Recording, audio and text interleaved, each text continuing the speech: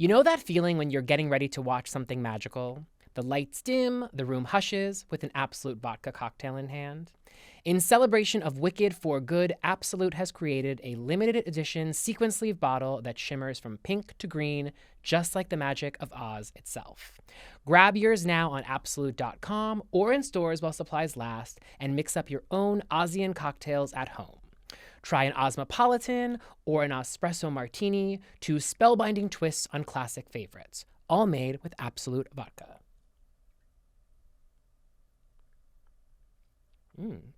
So raise your glass to something truly wicked. Catch Wicked for Good now in theaters and shake up something Oz-mazing with Absolute vodka. Must be 21 years or older to purchase. Enjoy responsibly. Absolute vodka, product of Sweden, 40% alcohol by volume, distilled from grain, copyright 2025, imported by Absolute Spirits Company, New York, New York, Universal City Studios, LLC. Initially, I was like, okay, I'm seeing this film hours before. I need lots of time to meditate on the film. But then I was like, actually, I think this works in our advantage because I'm vibrating.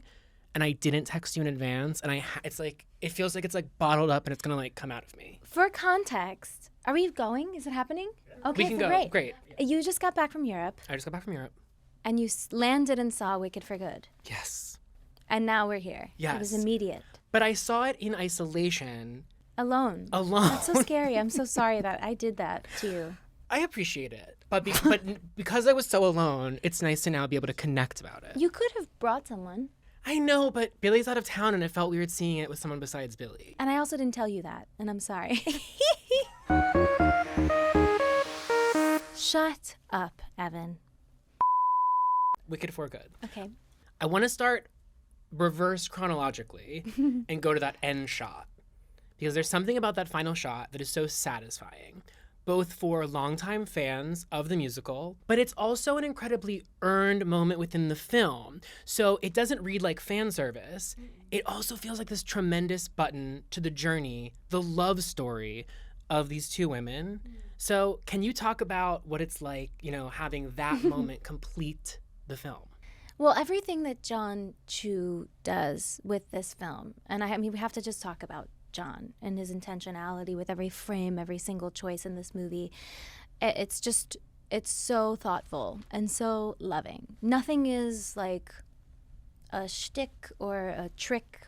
Everything is just so emotional and so honest and so connected. And it just felt like I knew he was kind of thinking about a few different versions of what the last shot would be. And he didn't tell us before. But when we finally saw it, it just felt so correct and just so beautiful. It's embracing the Broadway poster, that iconic image, and also providing a lot of context for it. And yeah, there's a lot of love in it. There's a lot of love. And also, if I remember correctly, the musical ends with Elphaba and Fiyero. Mm-hmm. And so I feel like... And Glinda in the Bubble, right? And Glinda in the Bubble. But the two of them together on stage... Oh, yeah. She's in the bubble. They're walking off. And so the two characters feel very separated, which is the ending, right? The two characters are going along their different paths. But with this final shot, I kind of think it serves as this tableau of a reminder that this is a story ultimately. And though they are apart, they're together. That's sisterhood. Which is what we want. Mm-hmm. Now... I just saw a movie. Glinda just goes through it. Yes. In this movie. Yeah. It's like, yeah. From the opening, she's dealing with the fact that she seems to be understanding that Fiyero seems to be astray. And so she's got romantic foibles. She's got her complicated relationship with Madame Morrible, who Madame Morrible just will not cut her a break at any moment, even when it seems like Glinda is in power and Morrible's still holding on to her own power and sort of doing everything she can to subjugate her. Mm-hmm. I know you are deeply protective of this character. Yeah. And was it difficult for you to see this journey for her? It is a little dissimilar from the musical. Maybe it's more, I felt more emotion for Glinda in watching the film and wanting her to have a win. Well, that's why I love it so much, because I do believe that her magic at the end is earned. I think in this film, she's actually propelled into having a higher consciousness, into not just sort of sitting with this fake facade, this leadership that she thought, she knows as soon as she gets it, even though there's a part of her that enjoys the perks and the certain thing, there's that part of her is alive and well, but there's an unsettled piece of her that is suffering, and that's very real. So I think as each sort of traumatic event takes place over the course of this film, it's like it's propelling her to her true goodness. You learn from trauma, you learn from grief, you have no choice but to look at it at some point, and I think that is I'm grateful for it. It's really hard, but I'm really grateful for it, because I don't like when people leave Wicked thinking that Glinda is the bad witch or the bad one. There's context, there's nuance, there's hurt, there's betrayal everywhere, there's forgiveness everywhere, and all that we can do as people is sort of learn and look at every bad thing that happens to us as an opportunity for growth, and that's what Glinda is forced into doing in this film. She's forced into becoming spiritual in a way, and rewarded for it in the end. And I think that yes, it's harder, the stakes are higher, the betrayals are tougher to watch and tougher to experience, but in the end, the reward is that much greater. And she does get her magic. And, she does still have a connection to Elphaba and to Fiyero. That love is, woven throughout the rest of what she'll do with her life. Such is grief, it's proof of love. True. Really tough, though. This is the funny thing and very satisfying thing about this film, is that if you're a fan of the show, the mechanics of the story. Yeah. But the film version unlocks so many moments that kind of go unexplored within the musical, just as is the nature of a 2.5-hour musical. By breaking this film into 2 parts, there's opportunities to explore things. Actually, this leads to my next question. One of the great virtues of this film, I think the moment that really moved me, and again, I've only seen it once, I need to see it 500 more times. I love you. I'm so happy that we're doing this and that you saw it. But there's this moment right before Elphaba gets, the bucket poured on her, and she shoves you in the closet, and we have this shot of the two of you, both of your hands are on the door, and it's an extended shot. And it's so powerful. And it's one of those moments that the stage version simply can't achieve, by no wrongdoing of the staging of the musical, but it's something that is there's no time. And also it's so far away. Exactly. You can't frame it that way. And I love how long we linger on that shot, because we realize how painful this moment is for both of you. And I love that we began this journey with the both of you, and we ended with a moment. Can you talk about that moment specifically and what you were feeling? We talk about inside the bubble, but in that moment, you're in the closet. Yes. And isn't she? But yeah, no, that was a very intense moment. It was one that we were really grateful for the reasons that you're saying. We're allowed to kind of explore what that moment would actually look like, and it was a really heavy day, and there was actually a conversation about, certain people wanted to cut that shot, and John was like, this is the movie, we have, there's no question about it. And I'm so grateful for how fiercely he advocates for those honest moments, because it's one of, I think, the most beautiful and connected moments on both of the films. I'm so grateful that it's there, but it's tough. It was very hard emotionally. Everything that has that heaviness in it in the second film, which there are a couple moments that feel really heavy. The feelings come home with you, and those were really heavy days. And we both we're really protective of each other's processes. We have very different processes, but every time we needed to kind of show up in that space, we did it, and it was sort of magical and very symbiotic. And we never talked about our processes either until way after, which was really cool. I kind of like that, though, because sometimes I think not even just specific to you both, but I'm not sure sometimes how much talking about the mechanics of something really helps with the final product. Yeah, I mean, there's different. I mean, you can also make sure that you're connected in the way of like, oh, I want to make this environment safe for my scene partner, and make sure that like if they need space in this moment or if I need to do that in this moment, that's offered and available, and we communicate that. But also, like, we never really talked about how we found the girls until way after. And then we were in a car and I was like, let's talk about it. It's so fun. Now we're on the other side of it. Let's talk about what we did, because we didn't really while we were doing it. But yeah, that was one of those days. And then after Cynthia left for the melting, I had to do the half of the scene behind the door. And I remember they were setting it up and I was just a state of emergency, and I was waiting in the closet as Glinda does. And I was waiting and just sort of, I didn't want to leave my mark, and they were sort of turning over and adjusting lighting to get that piece. And Simon Finney, who was operating the B camera, was here, you know, and there was a little hole in the wood in the closet, and he just stuck his hand through, and I just held his hand. So yeah, all of that stuff was so devastating, but really earned, I think.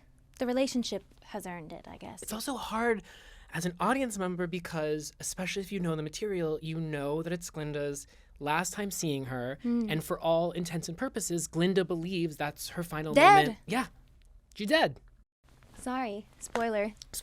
She believes that. So there's also that of like, this is the great thing about this show, you as the audience, you watching it, you end up, whether you come into the film knowing this or by the end, understand that all parties live. But she doesn't know that. I know. And so it's tough. I know, and also Elphaba goes, I wish that Glinda could know. Oh well, or something like that. Like the line is like, it so sucks. Poor Glinda. Also, yay to Glinda, because she wins in so many beautiful ways. She does. And she's got a fabulous wand. I love that wand. I know, but can we at some point talk about the putting down of the wand? And we can come back to it, because I'd love to talk about that. We most certainly can. Sorry, go on. No. Okay, my question, just textually, why can't she know? I want her to know. Because I think that the way that Glinda loves Elphaba and the way that Elphaba loves Glinda is very different. I think it's very different. I don't know that there's a version of it that could work where she knows. I don't think that's possible. I think Glinda's still in for good. While she knows she has to accept this, there's still a part of her that's hopeful looking at her, you know? And with Elphaba, there's a lot of control, and, you know, I've made this decision. I'm running off with Fiyero. That's what's going to be good for me. And Glinda's like, well, I have a lot of work ahead of me to invent what's going to be good for me, but I'm going to do it. But I really do still wish you could be a part of it. I had a thought while I was watching the film, because, you know I love And Just Like That. Yeah. And I was like, could there ever be an And Just Like That for Wicked in which in a decade or so, you know, we check in with the girlies and see what's up? They're going to try to do that, aren't they? But do you have any curiosity in your mind if you, Ari, not Glinda, were to look down the road and just be like, I wonder if these two will ever find their way back to one another, if there's ever a circumstance in which they would? I can't help but, like, I'm thinking about all the ways in which it's like something could bring them back together. Yeah, I guess I guess they're children or something. I don't know. Glinda's busy. She's got a lot going on. I don't know. I don't know that she's having kids. You know, with whom? Who knows? Yeah. I love this so much as what it is, and then it's, you know, you go read the L. Frank Baum books and you see The Wizard of Oz, and it like sets it up so that can be, you know. But they do cross paths in the L. Frank Baum books quite a bit, actually. So that doesn't really work. But we're leaving it open then. We're leaving it open. But I do love that Glinda having magic at the end of movie 2 sets up the L. Frank Baum books. Yes, and it's also, again, talking about the arc for Glinda, it finishes her journey in such a terrific way, because not to criticize the original show, but there's something about the show very much ends with the beginning of Elphaba's next chapter. And obviously we know that Glinda's going to stay and rule over Munchkinland. Oz. All of it. Munchkinland's in Oz. Yes. Okay. It's like a suburb, or it's like... Yes. Yeah, okay. There are, I think, like 5 different sections. Got it. It's like Munchkinland, Winky Country, the Gillikens something. I never say it right. There are a few different Got it. Yeah. And she's ruling over them all. I believe so. Good for her. I know. It's like, she earned that. She has earned that. Yeah. She's really earned it. Yeah. Talk to me about the growth. wand. The growth. The wand. The wand. Okay. So what I love so much about her journey with her wand, her journey with her, this thing that has always held so much since she was a little girl, is that,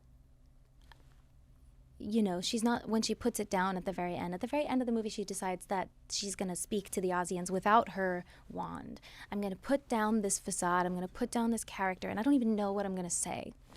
I'm going to just say, like, hey, we're figuring it out. I'm going to try to be good for you. Because the way this has been going is corrupt and unsafe, and I don't believe in it. And if I'm actually going to be doing this, I need to be doing it for real. And when she puts it down, she's not only saying that, but it's also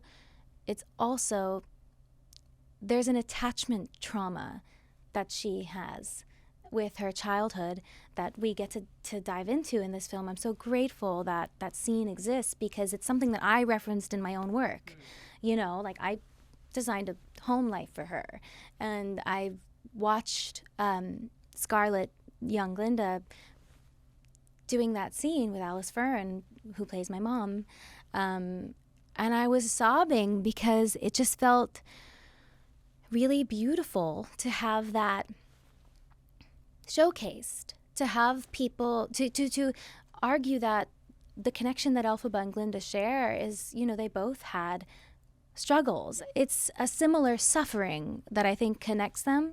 So when she puts that wand down, she's not only putting down this facade, but she's also putting down, like, her parents and the people who told her every step of the way that she didn't have a gift, and the people who told her that all she needed was to be pretty and popular and have people like her. And it shows her as a little girl saying, no, I think I can be more. I think there has to be more. I think I have to be worth more. And so, yeah, I'm grateful that that flashback is there. And it's a moment for her because, you know, for those of us who haven't seen the film, she invites all of the animals back into the fold. We open the gates, and it's this supreme act of goodness, right? That's still external, right? It makes her look good by, you know, creating this environment in which everyone is back in. The wand moment is strictly for Glinda, right? If no one else reads it, it's her doing something for herself. And I feel like so much of Glinda is about being in service of others or wanting to create a veneer of what people will think of her. And it's one of these incredible moments in which she does something for herself. Right. Well, it's kind of both. You know, her journey is, in the beginning, all of it, the things that she does for goodness and for others, for what is actually to be liked. Yeah. It's actually all ego driven, and then you see her discovering that actually doesn't create fulfillment, and ego has to leave, and it has to actually be for others. Yes. Anyway, love her. Love that flashback exists, because it's something that I referenced a lot in my work. So to have that there means so much. Like, who's to say that she doesn't experience suffering? Even in the first movie, when she has so much, that's how she became what she is in the first movie. That's how she became a surface level, insecure, you know, what she is in the first movie. And I'm glad we have the space in these films. That. Yes. It gives you an idea of, like, especially as you said with those flashbacks, it's like, and it's about Glinda, but it's also true to life. There are reasons why people operate the way that they do, right? And there are a lot of people who are existing in the world, Glinda is an example, that have gone through things that inform the person that they are. And it kind of is a moment that allows you to grant people some grace in saying it doesn't excuse actions that are perhaps inexcusable, but it's context as to why people might be on the path that they are on. It's, are people born wicked, or do they have wickedness thrust upon them? That one. And how do you go from there? Yeah. And I'm grateful, because I think that people will discover that, oh, there isn't a good witch and a bad witch. Absolutely. Case closed. Yeah. I'd love to talk about the moments, the flourishes. Sorry, I'm so sorry. Sorry, the flourishes?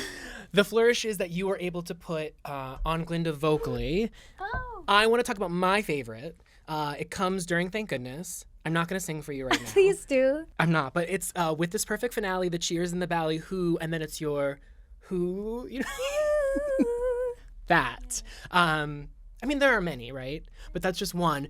Can you talk about the process of sort of deciding what moments that you were going to? Because this is a sacred text. And we have these moments with both you and Cynthia's Elphaba in which you guys make these little switch ups that for us as super fans of the show are so satisfying. Because for people that don't know, this has a diehard fandom, some of whom literally will make compilation videos of every nuance of every note changed by every actor who's ever inhabited the role. And we love that, and we live for it. So as exciting as it is to hear you sing these songs, it's also exciting to find the ways in which you and John and Stephen Aremus, and I don't even know how many people were involved in that decision-making. It's fun to see those moments. Yeah. Well, I mean, it's fun to discover them, too, in real time. I think a lot of I tend to be pretty discerning when it comes to things like that. I didn't want to do too many changes, but when it felt like emotionally honest and necessary, it would come, you know, in a rehearsal or in a camera blocking, it would happen. And you can feel emotionally if it's right or if it's, you know, too fancy or something, you know. I guess that's the beauty of doing the prep work ahead of time vocally, so that when you're on set, you can just sort of like drop into what's happening and be focused on the acting piece. Because to be honest, I don't even remember what I did half of the takes, you know? So it's cool to see it in the edit and discover, oh, that's what my Thank Goodness sounds like. That's so exciting because it wasn't something I consistently did. It's just it's like how I guess it feels in the moment. So it's nice. But certain things we found in rehearsals and we would say, oh, we like that. Like that's like at the end of Loathing and stuff. We were like, oh, yeah. And when you say find it in rehearsal, is that sort of like you're in rehearsal and you're just sort of, you're singing through it and then you kind of just let your voice meander? Or like, what does it mean to find it? I guess it's a meander. Yeah. We just love to sing and we love to sing together. So, you know, we're always sort of discovering little things. And sometimes they feel right. I'm discovering a lot in sort of unpacking the lyrics here. I thought it was the tears and the valley. Cheers and the ballyhoo. Yeah. It's like, and I think I'm an expert on this show, and like, I'm still discovering new things about it. Same. Now, there are so many moments in this film that are seemingly so difficult, whether it be from a technical standpoint or just from an emotional standpoint. But I'm really into this thing lately where when I have a question that comes to my mind for someone, I invert it, right? So it's like, I can imagine all the difficulties, right?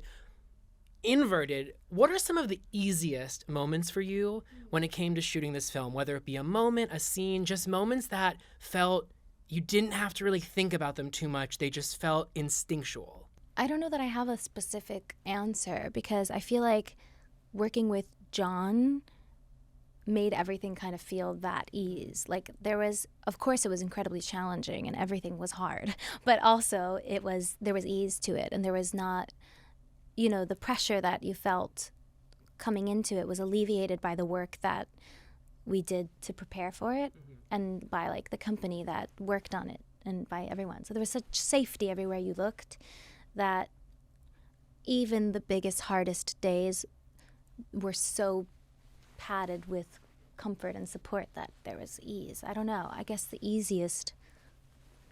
I'm trying to think of a real answer and not like a weird spiritual answer. Why is that my zone right now?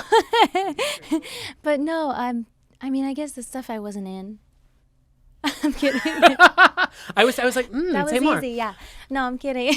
The stuff you weren't in, easy. It was hard. It was a big thing, a big chew. Before I let you go, is there anything about this film that was not asked here today that maybe won't come up because someone won't know to ask it, but is important to you in establishing the framework of this film?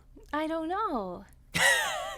God, I feel like we've been here for 3 days. What else haven't we said? Just making sure. I'll say what my favorite scene is. Please. One of my, well, actually, I can't answer that. I pitched my own question and I can't answer it. But something was coming to mind for you just now. There is a scene that I love that I think is really important to the whole thing, and I would just like to talk about it because I want to sort of talk about how wonderful my scene partners are and how wonderful John is, I think the fight scene into the scene where Fiyero gets taken away is so special. I think the work and the arc of the scene and how it goes, it has the comedy, but then it has so much pain and it has so much forgiveness, and each character is offered an opportunity to betray each other, and none of them take it. And I think it's really beautiful. And I think the look in Johnny's eyes when he says, "I'm so sorry, Glinda," justifies every decision that he and Elphaba and I mean, No Good Deed also, she has that. But that look in his eyes just makes everyone is justified. And the look in your eyes, and you, and receiving that and understanding that that is his truth, and you understand. Well, she knows, though. She knows that, you know? That's why she forgives them and she loves them still.